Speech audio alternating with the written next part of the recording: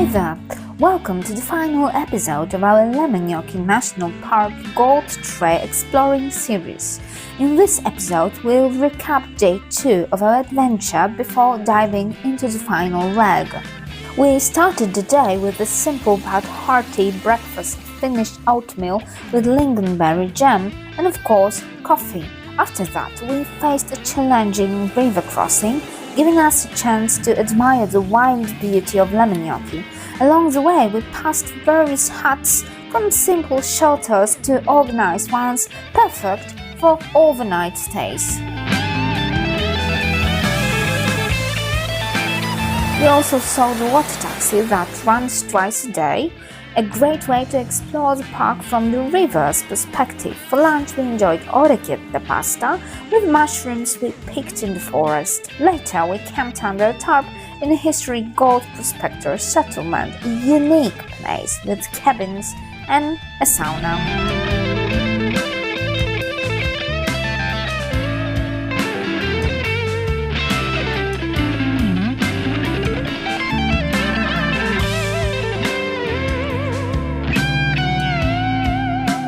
Don't forget to like, comment and subscribe to stay tuned for more adventures. Enjoy watching!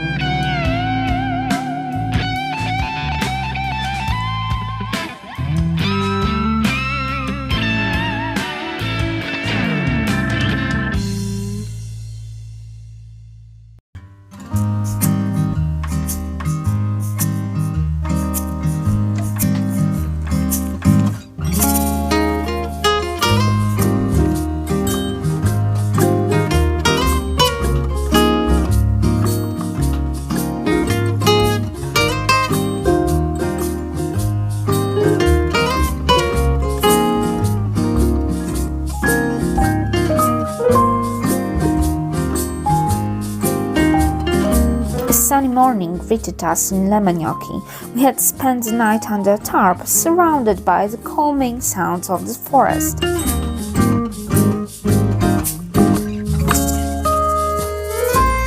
After a night under a tarp, we slowly started the day. For breakfast, we had reindeer meat sandwiches that we had bought in Inari. We had planned to have coffee at one of the stops along the way.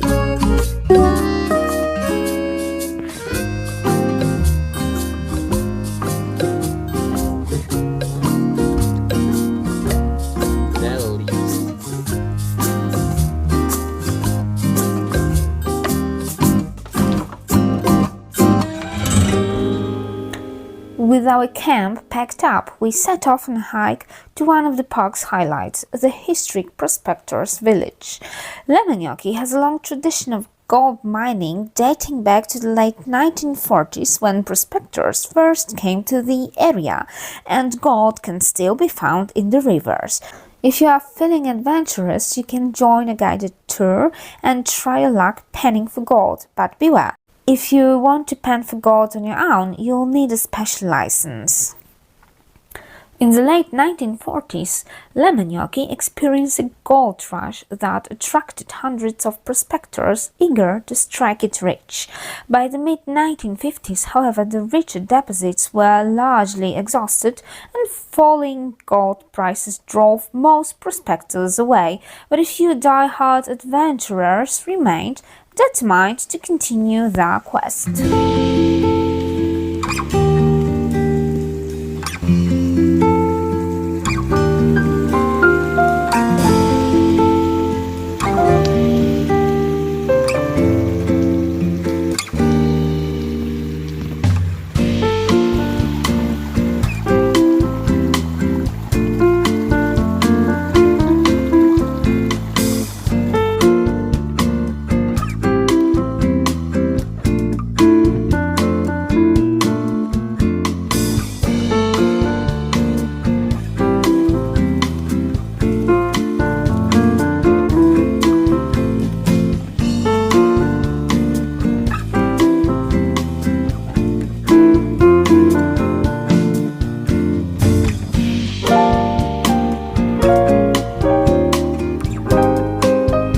The 1970s saw a revival in prospecting, which once again became a sustainable way of life.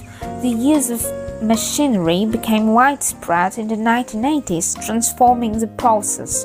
In 2020, however, a law ended mechanized mining in Lemmenjoki National Park, leaving only traditional methods.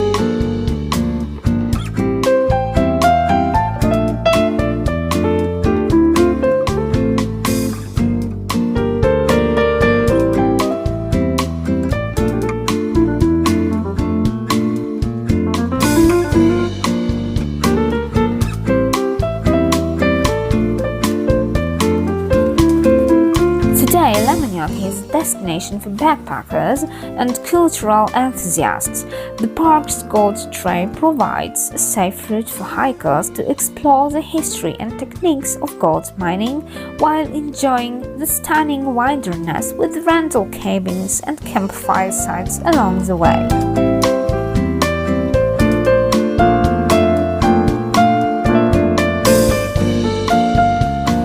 With the gold prospectors village behind us, we continued our journey along the trail, following the contours of the river Lemmenjoki. The park is vast, and every step we took revealed something new. Along the way, we saw a group of canoeists and kayakers navigating the river.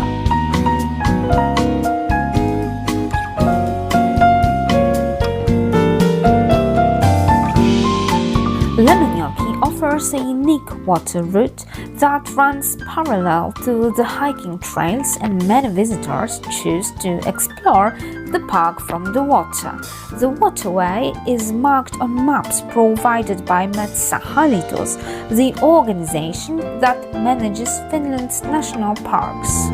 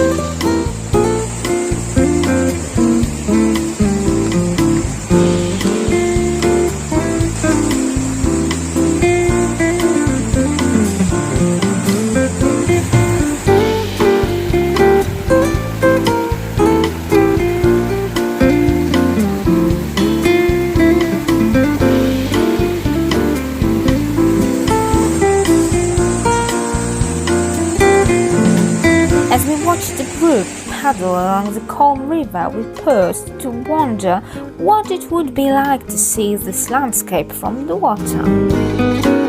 As we approached Lemmenjoki, we saw extensive scree. This is another manifestation of periglacial processes, the freezing and thawing of water in the crevices of the rocks. The silence of the wilderness was broken only by the distant roar of Ravada's waterfall, the largest in the park. The waterfall is one of Lemmenjoki's hidden gems.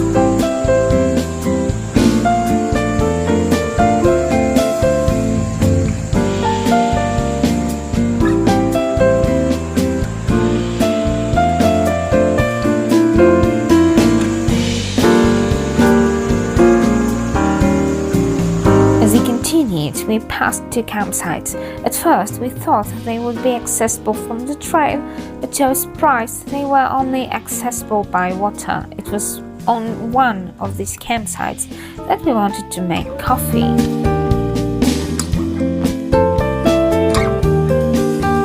As we approached midday, the sky began to change. Clouds rolled in and the temperature dropped. We decided to take shelter in a small hut we came across. We found a stove and used it to prepare lunch.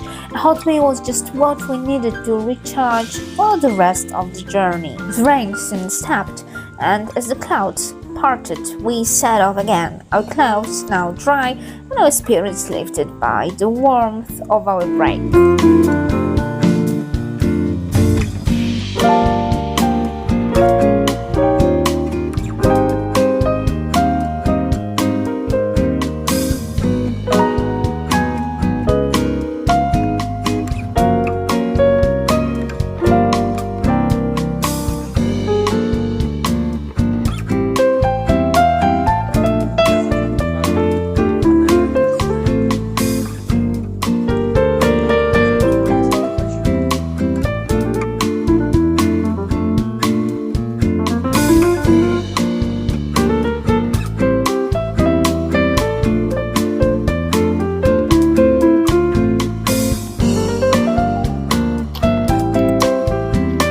Another challenge came when we reached the water crossing. A boat tied to a rope was the only way to get to the other side.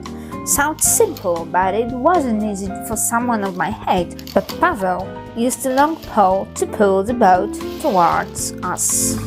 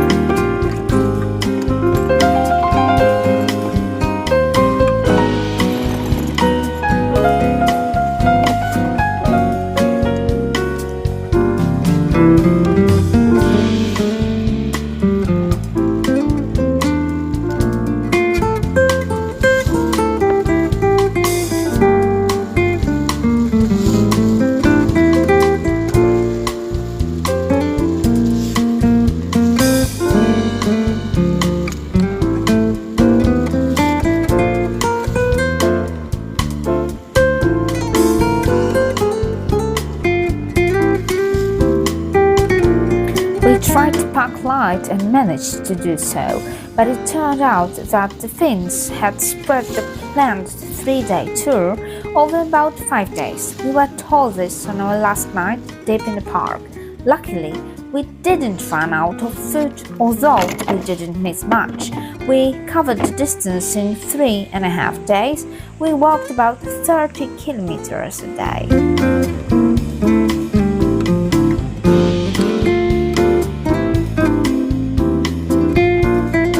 We took 2 hiking rucksacks with a total of 80 liters of luggage. Likewise, we took the necessary camping equipment, food for 3 days, 1 set of clothes for the day, and a change of underwear for the night.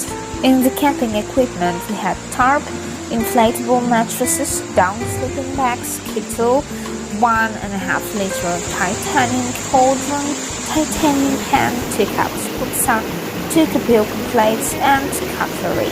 For food, we had oatmeal, a packet of Finnish bread, 12 slices, 1 kilogram of pasta, a tin of reindeer meat, a tube of tomato paste, half a head of garlic, 1 onion, 1 chili pepper, 10 decograms of smoked bacon, butter, coffee, tea, 100 milliliters of olive oil, honey, cheese, lemon juice, and spices. We also enjoyed the gifts of the forest, the mushrooms that we picked for 2 lunches.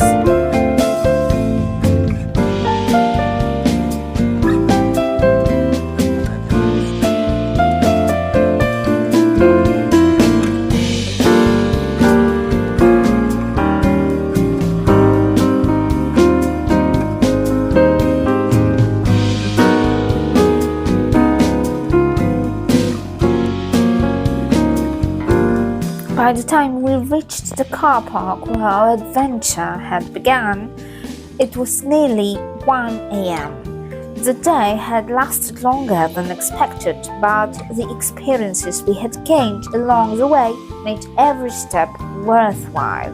We were exhausted, but the memories of the Prospectus village, the waterfalls, and our time navigating the wilderness would stay with us for years to come.